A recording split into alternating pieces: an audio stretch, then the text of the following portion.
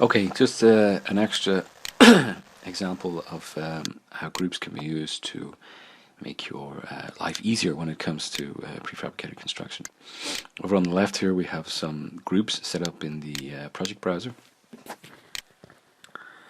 and these I've set up earlier, but I'm going to show you how groups can be interchangeable once the position of the group and the origin point are exactly the same.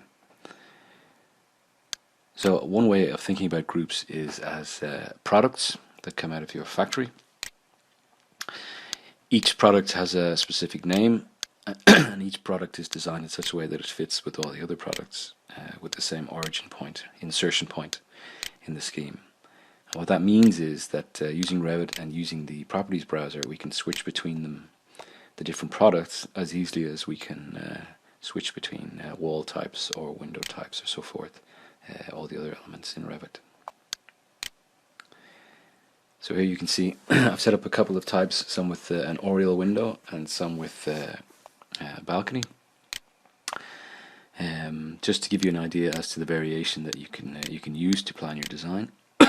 Excuse me.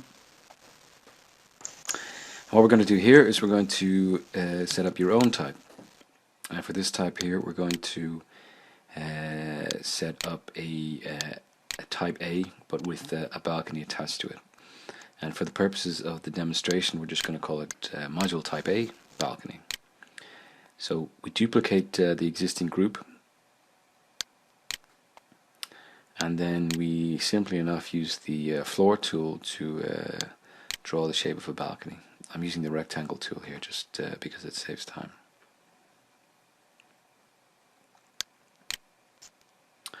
So there's the basic shape, and now we want to turn it into some kind of Bjarke Ingels type balcony.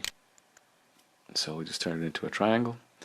We make sure we trim the ends to ensure that the polyline is completely closed in order to form the shape of the floor. And once we've done that, we just use the railing tool to draw railing along the edges of the balcony. Again, this is just to set up a notional idea of a railing, a notional idea of a balcony. We don't think about materials or details or anything at this point. It's just purely a question of placement. We're dealing with site assembly drawings, so the only purpose for these drawings from the point of view of industrial production is allowing us to assemble our products on the site and give a specific three-dimensional position for them. So here we can decide to select our previously cited module elements and go to the properties manager, and we can very quickly switch it so that the new type A with balcony